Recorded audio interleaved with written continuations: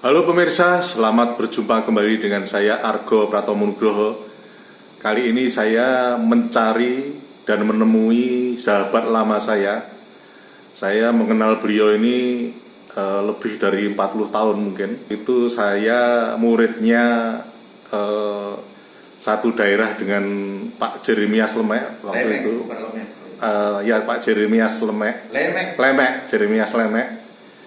Itu saya muridnya Pak Hans Daeng, antropolog.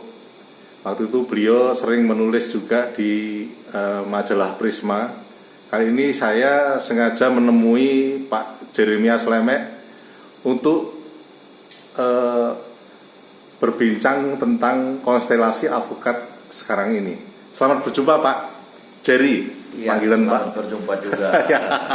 Sahabat lama. Iya, Pak Jerry, ini saya ingin tahu Pak Jerry, menurut Pak Jerry konstelasi ke dunia advokatan sekarang ini menurut Pak Jerry seperti apa Pak?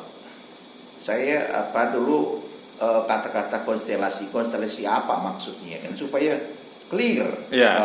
Jadi pembicaraan kita jangan terbias konstelasi politik kah, konstelasi organisasi kah, konstelasi keprofesian Pak, tentang keprofesian ya. Iya, keprofesian juga itu Ya. kan nyangkut nanti kan organisasi mengenai wadah. Ya, termasuk nanti organisasinya. Jadi kalau saya jangan bicara soal konstelasi. Ya. Iya, bicara bagaimana situasi atau kondisi advokat akhir-akhir ini. Ya. Itu yang lebih pas menurut saya. Oke Pak Jerry. Seperti apa Pak menurut Anda? Jadi saya sebenarnya kan malu mau komentar kan karena ini menyangkut jabatan saya sendiri juga. Tetapi kalau saya ditanya oleh teman-teman kan, ya terpaksa saya harus menjawab juga. Jadi amburadul nih ya, kalau mau dikatakan amburadul ya, profesi ini kan, saya melihatnya bukan sekedar di banyaknya organisasi advokat di Indonesia, bukan sekedar itu.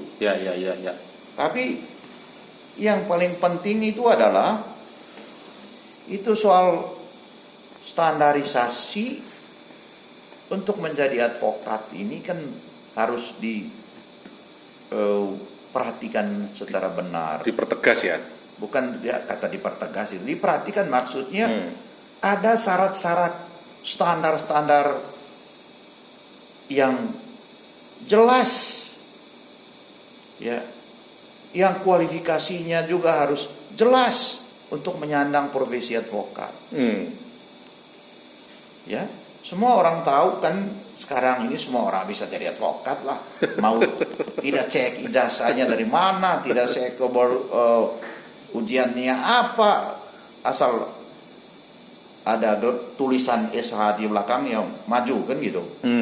Dan ini situasi sekarang ini kan gitu. Sehingga dampak dari itu semua itu masyarakat bisa nilai, ya. Bisa nilai sepak terjang advokat-advokat itu seperti apa, ya, kualitasnya juga seperti apa, itu semua masyarakat yang bisa nilai. Ya. Tapi yang lebih penting buat saya itu kan harus dijawab pertanyaan mengapa situasi amburadul seperti ini itu terjadi, kan gitu. Itu yang perlu dijawab. Ya. Ini ngapa? Nah, kalau mau bicara itu, menurut saya itu kita bicara dari hulunya lah. Jadi advokat ini kan produk masyarakat ini. Produk masyarakat.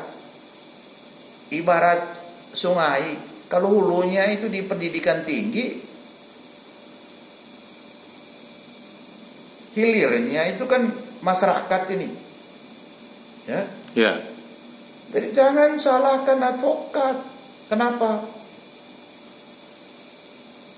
keadaannya seperti ini amburadulnya, karena orang-orang yang tidak berkelas ya bisa masuk, orang yang ini itu masuk, orang yang sudah di penjara juga masuk, dan macam-macam. Ini produk masyarakat dia. Kita bicara khusus lagi kan, saya ngomong tadi hulunya itu kan perguruan tinggi kan. Nah, itu. Kalau di perguruan tinggi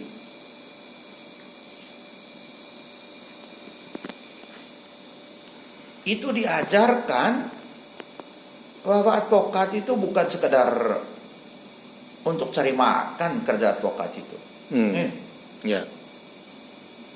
Bukan sekedar mata pencarian ya. Bukan sekedar mata pencarian, tapi ini pangkat profesi, Mas.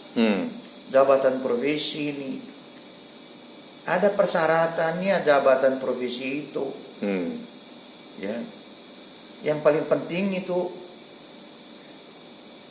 ada hal-hal yang utama yang dikerjakan.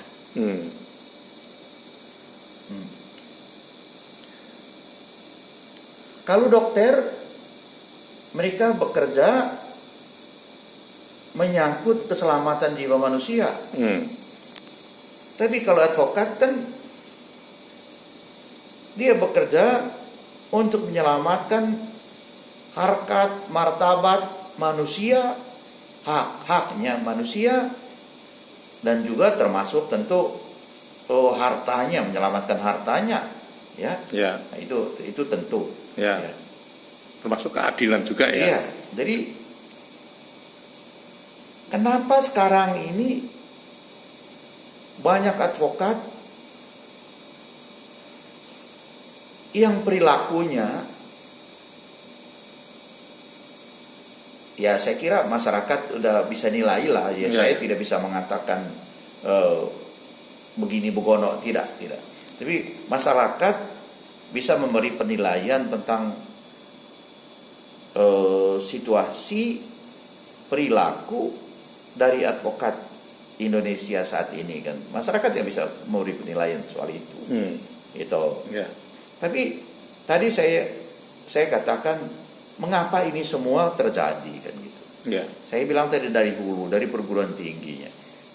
Di sana tidak pernah diajarkan bahwa advokat itu termasuk manusia yang utama. Lalu di kedokteran, di fakultas kedokteran itu sudah kelas 1 itu diajarkan tentang profesi kedokteran ini kan. Mengapa kau masuk fakultas kedokteran? Di fakultas hukum, mengapa kau pilih masuk fakultas hukum? Tidak diajarkan bahwa advokat itu adalah manusia yang utama. Bahasa Belandanya deugden. Manusia yang kardinal. Ya. Jadi advokat itu manusia yang utama. Dia tidak seperti pedagang, dia tidak seperti broker.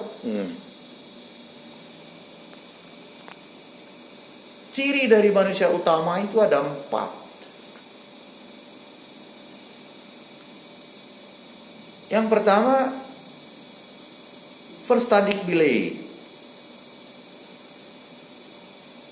Verstandigbilheid itu bahasa Belanda, terjemahannya itu kebijaksanaan. Jadi itu menyangkut wisdom. Dalam tutur kata, sikap, dia harus wise. Bijaksana ya. Iya. Lalu yang kedua, advokat harus memiliki watak, sikap, sifat self-behearsing.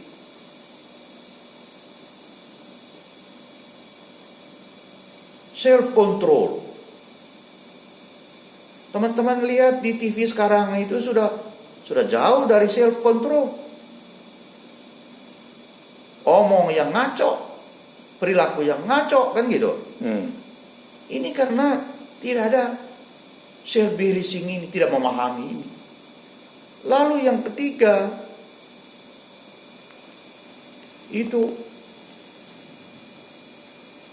ada rechtvaardigheid. Jadi advokat itu harus mencintai keadilan. Tanpa dia mencintai keadilan, tidak usah jadi advokat. Di dalam diri seorang advokat itu harus ada sifat-sifat, ya, harus ada sifat-sifat menghormati keadilan, menjaga keadilan. Lalu yang berikutnya itu ciri dari manusia deuk dan itu tadi ada yang paling penting. Ini nastenliefde.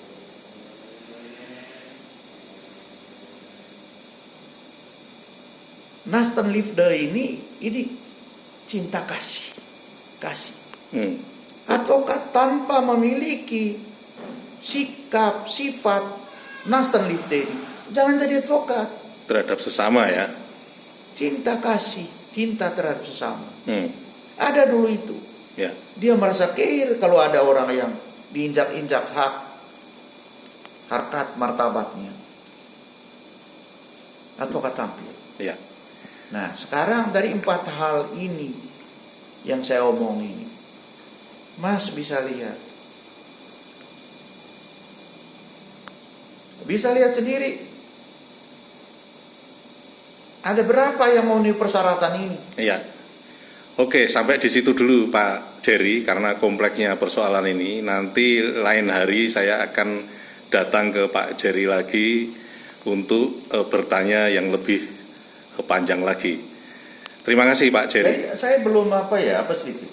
Ya. Inilah penyebab utama membuat keadaan advokat kita kalau mau dikatakan amburadul seperti yang saya omong tadi. Oke. Karena tidak menyadari dirinya bahwa saya ini manusia yang utama, manusia kardinal, doikden. Ya. Oke Pak Jerry, terima kasih Pak Jerry. Nah pemirsa, akhirnya saya Argo Pratomo Nugroho, terima kasih atas perhatian Anda.